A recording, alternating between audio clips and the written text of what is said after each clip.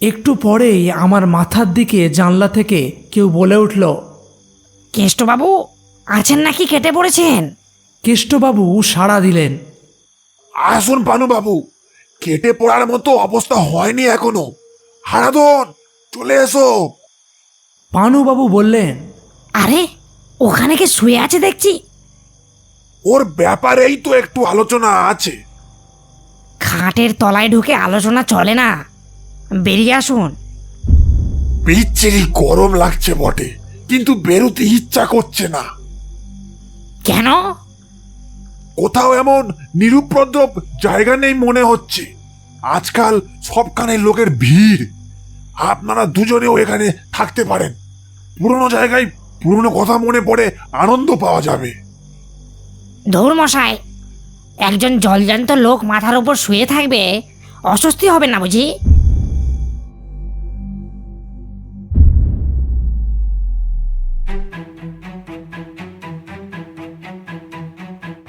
কখনো ভয়, কখনো হাসি, কখনো বা দুঃখ, কখনো বা প্রেমিক প্রেমিকার রোম্যান্টিক গল্প, কখনো বা অ্যাডভেঞ্চার, আবার কখনো রহস্য। সমস্ত রকমের গল্প নিয়ে আপনাদের গল্পের স্টেশন গপ্প শোনা যাক।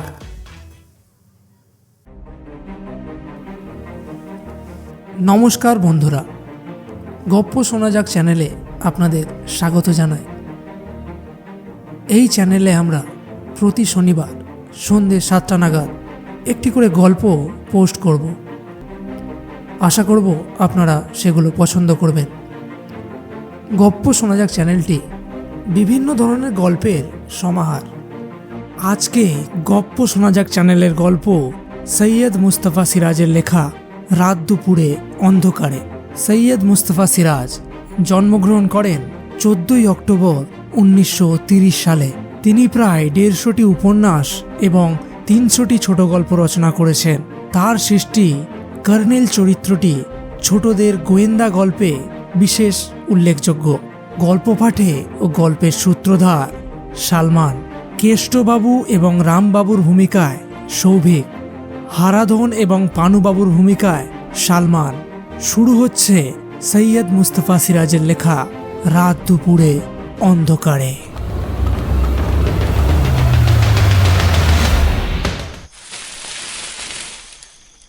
কি একটা শব্দে ঘুম ভেঙে গেল।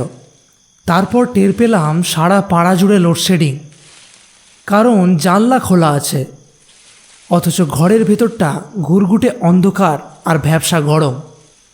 কিন্তু শব্দটা অস্বস্তিকর, এবং সেটা হচ্ছে আমার খাটের তলায়।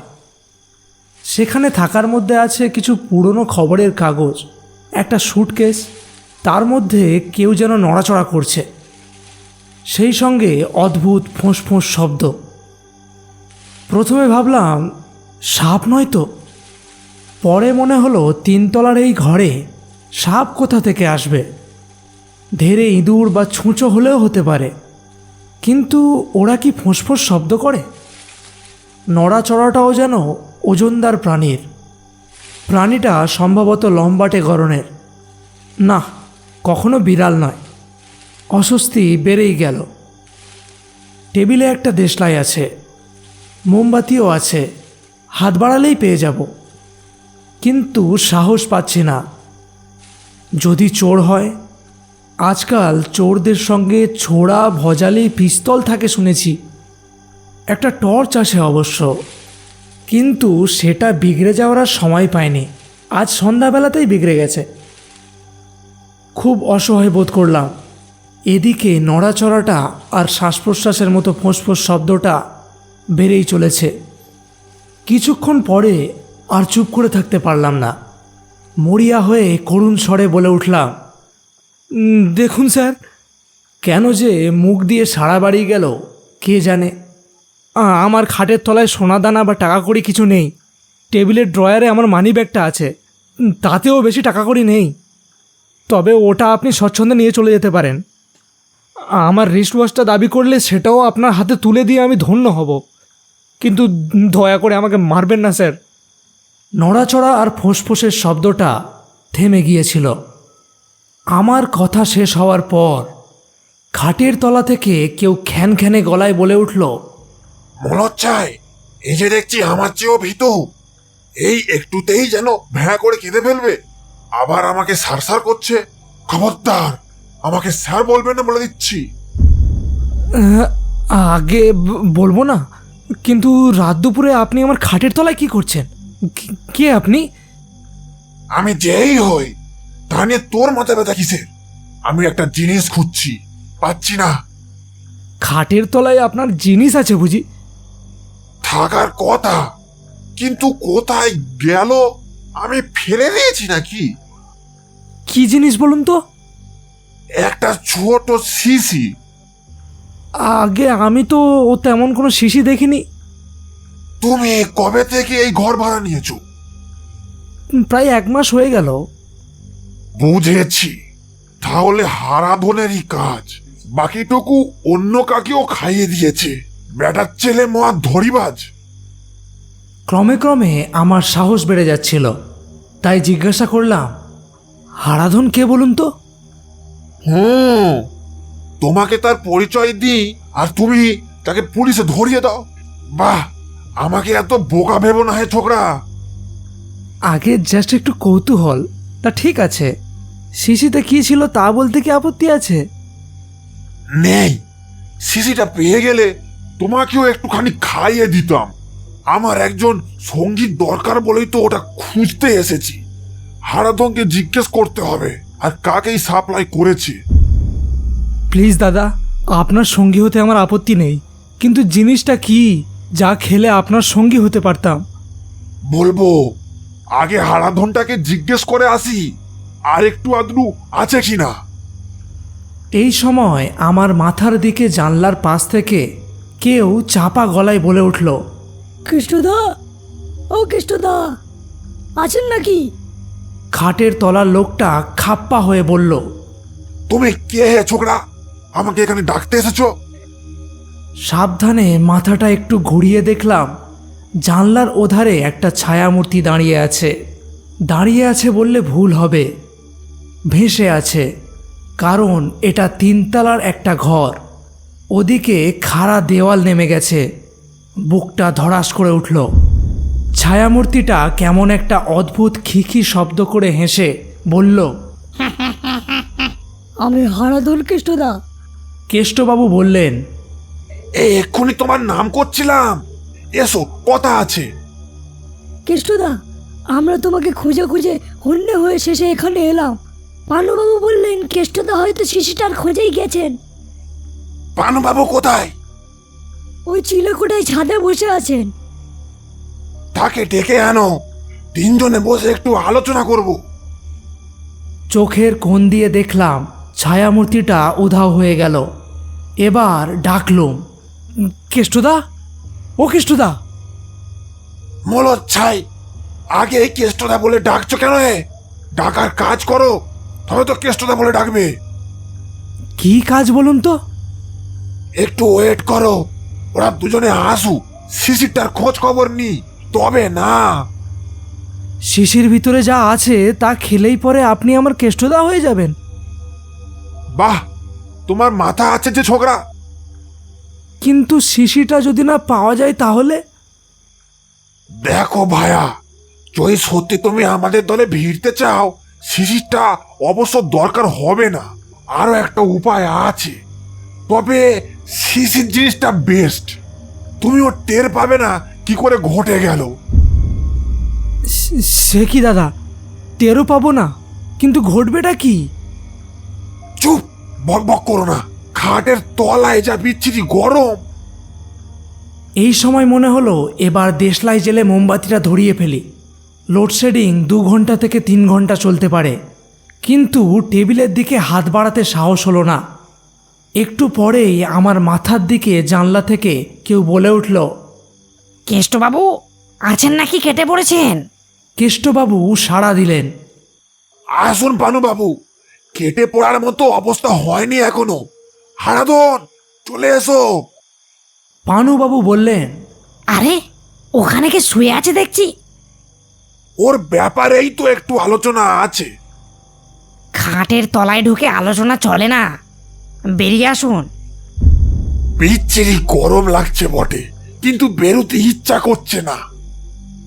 কেন? কোথাও এমন নিরুপদ্রব জায়গা নেই মনে হচ্ছে। আজকাল সবখানে লোকের ভিড়। আপনারা দুজনেও এখানে থাকতে পারেন। পুরনো জায়গায় পুরনো কথা মনে পড়ে আনন্দ পাওয়া যাবে।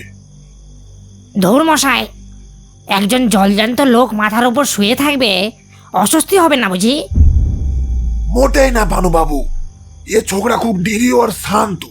দেখছেন না কেমন করে চুপচাপ শুয়ে আছে? জেগে নেই তাই না? না, দিব্যি জেগে আছে। সে কি? ও হারাধন, কেষ্টবাবু কি বলছেন শুনলে? হারাধন বলল। কই কই দেখি। খাটের তলা দিয়ে কেষ্টবাবু বললেন, খামোকা ওকে ভয় পাইয়ে দিও না, বরং ওকে আমাদের সঙ্গে করে নিলেই লেটা চুকে যায়। পানুবাবু আসুন এখানে। হারাধন এসো। পানুবাবু বললেন, হারাধন যাই তো যাক, আমি যাচ্ছি না। খাটের ছোকরাকে বিশ্বাস করা যায় না। আজকাল ছেলে ছোকরাদের মতিগতি বোঝা কঠিন। হারাধন বলল। ঠিক বলেছেন পানুবাবু। কেষ্টবাবু চটে গেলেন। বেশ, আসতে হবে না, কিন্তু শিশিটা কোথায় গেল? পানুবাবু বললেন, আমি চায়ের কাপে একটুখানি মিশিয়ে দিয়ে শিশিটা ছুঁড়ে ফেলে দিয়েছিলাম। পরে দেখেছি নর্দমার ধারে একটা বেড়াল দাঁত বার করে পড়ে আছে, বাকিটুকু সেই সাবার করেছিল। হারাধন বলে উঠল, কেষ্টদা, ও ওই সেই বিড়ালটা, ওই তো। কেষ্টবাবু হুঙ্কার দিয়ে বললেন, বিড়ালটাকে ধরো হারাধন। আমি ওই ছোড়ার সঙ্গে আলাপ আলোচনা করে দেখি কিভাবে একে দলে নেওয়া যায়। পানুবাবু বললেন, অত আলাপ আলোচনার কি আছে? ছোকরা যদি নিরীহ আর শান্ত হয়, ওকে বলুন না ওই তো সিলিং ফ্যান ঝুলছে, চাই শুধু একটা শক্ত দড়ি, ঘরেই পেয়ে যাবে। হ্যাঁ, আমার নাইলেনের মজবুত দড়িটা এখনো আছে নিশ্চয়। বৃষ্টি বাদলার দিনে ঘরের ভিজে কাপড় শুকোতে দিতুম। অত ভালো দড়ি কি এই ছোকরা ফেলে দেবে? এতক্ষণে আর্তনাদ করে উঠলাম, না না, ওরে বাবা, আমি ফ্যান থেকে ঝুলতে পারবো না। তারপরেই বিদ্যুৎ এসে গেল। টেবিল ল্যাম্পের সুইচ টিপে দিলাম। অমনি খাটের তলা থেকে আমার মাথার পিছন দিয়ে কালো লম্বাটে একটা ছায়ামূর্তি যেন পিছলে বাড়িয়ে গেল। মাথার দিকে ঠান্ডা হিম বাতাসের ঝাপটানি টের পেলাম। এক লাফে উঠে গিয়ে ঘরের টিউব লাইটটাও জ্বালিয়ে দিলাম। সেই সময় চোখে পড়ল একটা কালো বেড়াল পাশের দিকে জানলা থেকে সরে সরে গেল। ওদিকে একটা আম গাছ আছে, আম গাছে কাকেরা বাসা করে। বিড়ালটাকে একদিন ওই গাছের গুঁড়ি বেয়ে উঠতে দেখেছিলাম না, কিন্তু এতক্ষণে মনে হলো ব্যাপারটা বুঝে গেছি। তবে আগাগোড়া সবটাই নিছক স্বপ্ন কিনা কে জানে। আতঙ্কে গলা শুকিয়ে গিয়েছিল। এক গ্লাস জল ঢকঢক করে খেয়ে সুস্থ বোধ করলাম। তারপর টেবিল ল্যাম্পটা নামিয়ে খাটের তলাটা দেখে নিলাম। খবরের কাগজগুলো এবং স্যুটকেস যথাস্থানে আছে, তবে স্যুটকেসটা যেন একটু কাত হয়ে গেছে। কিভাবে সেই রাত কাটিয়েছিলাম সে আমিই জানি। পরের দিন সকালে দোতলার ফ্ল্যাটে আমার পরিচিত রামবাবুকে গিয়ে ধরলাম। উনি তেতলার ওয়ান রুম ফ্ল্যাটটা আমায় পাইয়ে দিয়েছিলেন। বাড়ি মালিক তার বন্ধু। আমার পীড়াপিড়িতে রামবাবু বললেন, হ্যাঁ, আজকাল ফ্ল্যাটটি খালি পড়ে থাকে। আসলে আপনার একটা মাথা খোঁজার জায়গার দরকার ছিল, তাই ওই ফ্ল্যাটটায়।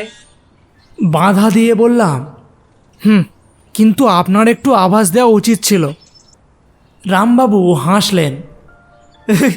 আপনাকে যদি বলতাম ওই ফ্ল্যাটে হারাধন বাবু, তারপর পানু বাবু আর শেষে কেষ্ট বাবু পটাশিয়াম সাইনাইড খেয়ে আত্মহত্যা করেছেন, আপনি কি ওখানে থাকতে রাজি হতেন? তবে দেখুন, ওরা আপনার কোনো ক্ষতি তো করেনি। কি বলছেন? লোডশেডিং আর একটু চললে আমাকে ওরা সিলিং ফ্যান থেকে ঝুলিয়ে ছাড়তো। রামবাবু জিভ কেটে বললেন, না না, আমি আছি কি করতে। আপনি ওদের কারো সাড়া পেলেই আমার নাম ধরে ডাকবেন। আমার নাম শুনলে ওরা পালিয়ে যাবে। কেন বুঝলেন তো? আমার নামে রাম শব্দটা আছে, রাম নাম শুনেই ওরা বুঝলেন তো? বুঝলাম এবং সাহসও পেলাম যথেষ্ট, কিন্তু কথাটা হচ্ছে খাটের তলায় শিশিটা পেয়ে গেলে ওরা কি আমাকে জোর করেই খাওয়াতো? আর আমি ভাবতেই হৃদকম্প হচ্ছিল। ভাগ্যিস একটা কালো বেড়ালের উপর দিয়েই ভাড়াটা গেছে। তবে এখনই গিয়ে লাল রঙের লাইলেনের দড়িটা পুড়িয়ে ফেলতে হবে। কিছু না জেনেই পরের জিনিস ব্যবহার করাটা আমার মোটেই উচিত হয়নি। শুনছিলেন সৈয়দ মুস্তফা সিরাজের লেখা রাত দুপুরে অন্ধকারে। গল্পটি যদি আপনাদের ভালো লেগে থাকে তো অনুগ্রহ করে একটা লাইক করবেন, কমেন্ট করবেন এবং আপনার পরিবার এবং বন্ধুবান্ধবের সঙ্গে গল্পটি শেয়ার করবেন।